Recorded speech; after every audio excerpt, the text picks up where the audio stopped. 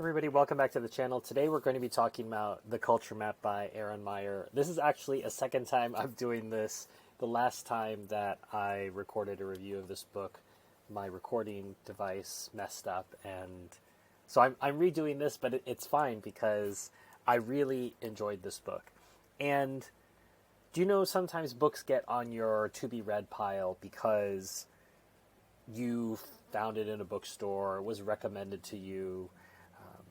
This one came from a very powerful recommendation. And by powerful, I mean that my friend had told me, you should really read this book. I think it would be great for you. I said, sure. Didn't want to show her my to be read pile is enormous. And you just politely say, thank you. Yeah. I did make a note of it in my notes app that I would look for it.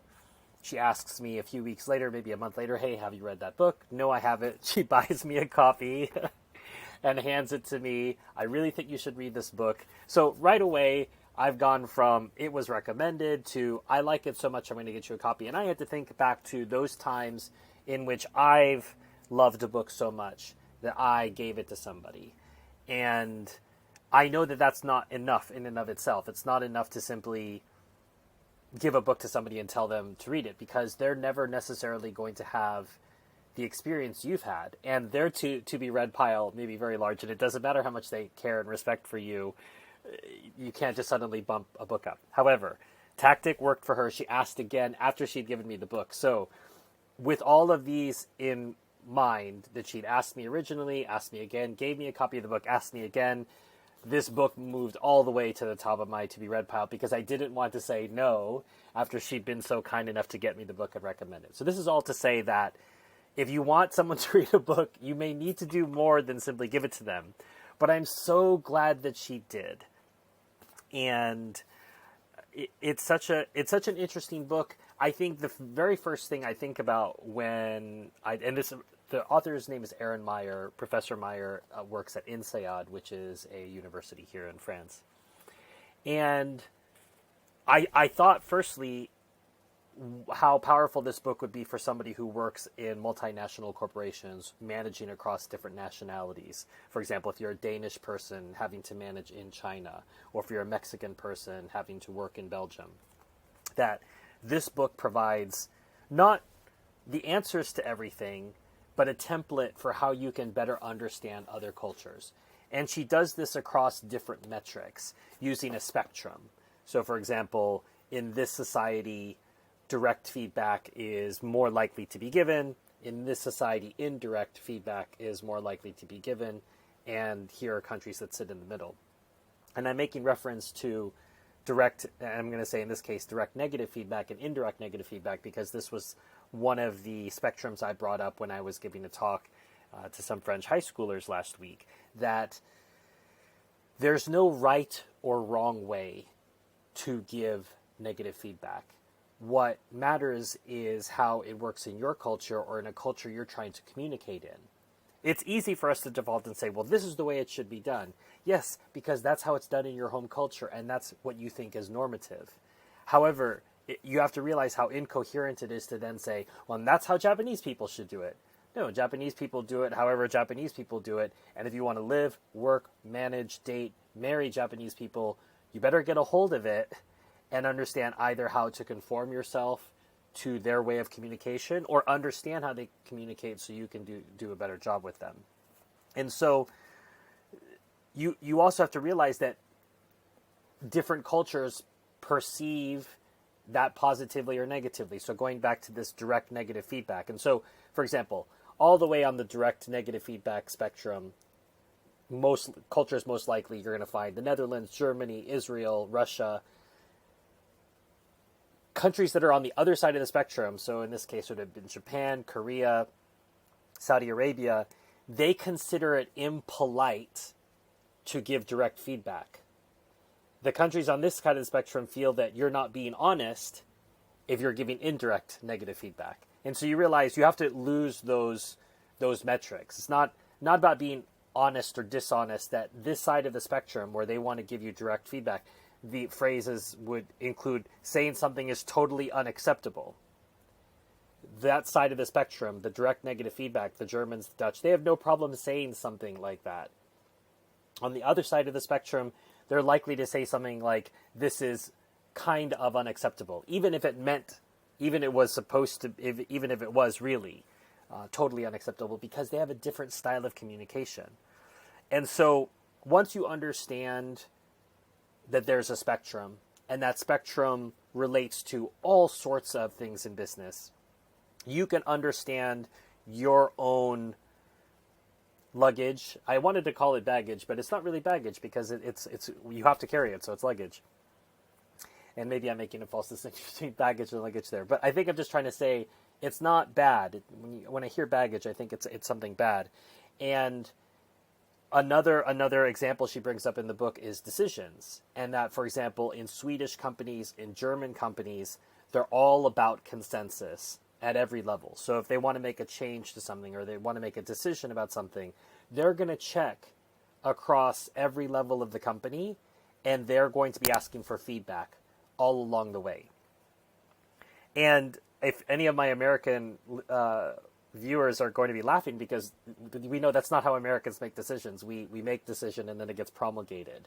And we don't like to spend a lot of time making decisions, because we see any time taken away from our work as wasted time, which leads Swedish or German managers to say Americans are too busy working on their own work to be good team members.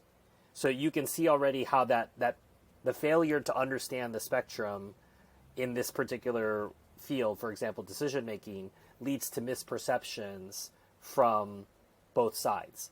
And if, for example, the Swedes can understand Americans are less likely to want to be involved in commenting on every stage of a decision because we've never been trained to do that. And if Americans who are working in a Swedish company can realize Swedes or Germans consider it normal for employees to contribute at every stage of the process, there can be some meeting in the middle, that the Swedes will be patient with the Americans who are learning a new skill they've never practiced in their home culture. And the Americans will show respect for that other culture by trying to practice something that is considered normative for them.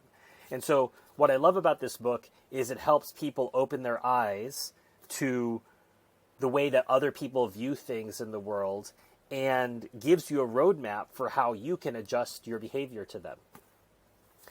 And perhaps I'm making it sound a bit serious, but there's lots of laughs throughout this. And one of my favorite parts of the book is this Anglo-Dutch translation guide, which I'm told has appeared many. When I shared this with a Dutch friend, she said, who works at Deloitte, she said she's seen this many years ago. So this is nothing new, but it was fun to see it played out here.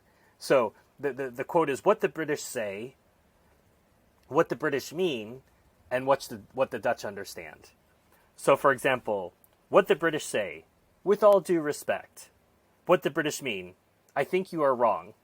What the Dutch understand, he is listening to me. He said, with all due respect. What the British say, I was a bit disappointed that. What the British mean, I am very upset and angry that. What the Dutch understand, it doesn't really matter. He said he was a bit disappointed. Here's another one. Could you consider some other options? What the British mean, your idea is not a good one. What the Dutch understand, he has not yet decided. Could you consider some other options? Finally, I could keep going all day with these, but here's the last one. I'm sure the British say, I'm sure it's my fault.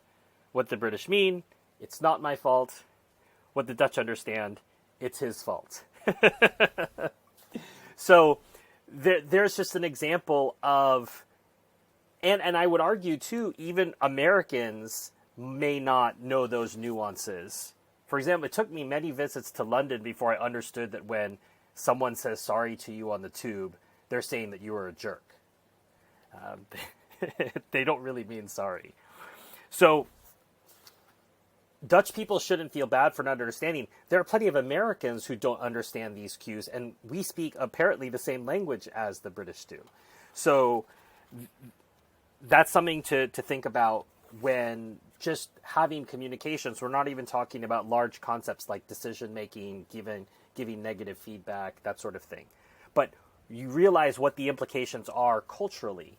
For example, I point out that American school children, you go to them and say, well, do you think you could be president of the United States? They're likely to say yes, because Americans have been programmed to think that they can do whatever they put their mind to. That's just something built into our DNA. Whether that's true or not is irrelevant. We're taught that. And where does that come from? It doesn't come from nowhere. It comes from a way of giving feedback that focuses on the positive. So, for example, if we get a paper back, we're going to get a grade that we're going to get, but at some point the teacher will try to point out something positive. It could be filled with red marks, but it might say, nice effort, or I'd like to see something from, along these lines next time.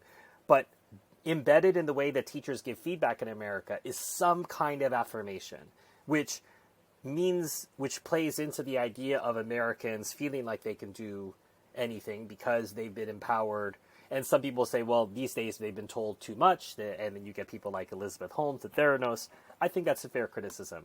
But I'm not trying to make the case that something is right or wrong. I'm simply trying to say this is how it is for Americans, and the more that you understand that, that will be helpful for you dealing with, understanding, dating, marrying, working with Americans. And that's why I think this book is so powerful, so useful, so important. And I think it provides a wonderful complement to Prisoners of Geography, which I've already recommended, probably my favorite book that I've read in 2022. And this will be another look at that same idea that Prisoners of Geography gives us, which is glasses for understanding the world. I put these glasses on, and now I understand things in a way that I hadn't before. So a lot of thanks to my friend who went out of her way to get me this book. Not only did it make it to the top of my to read, it made it to one of the few books that I reviewed in 2022 and has a strong recommendation for me. It's going to be going on my Keep It bookshelf back there. And this is the part of the video where if you liked everything you heard, please hit the like button. Please hit subscribe if you'd like to see more of these reviews. There'll be a link to buy this book from Bookshop in the description, as well as a link to my Patreon. If you like these reviews and you want to support what I'm doing in some way, you can do so by becoming a member of my Patreon. But until next time, enjoy your reading.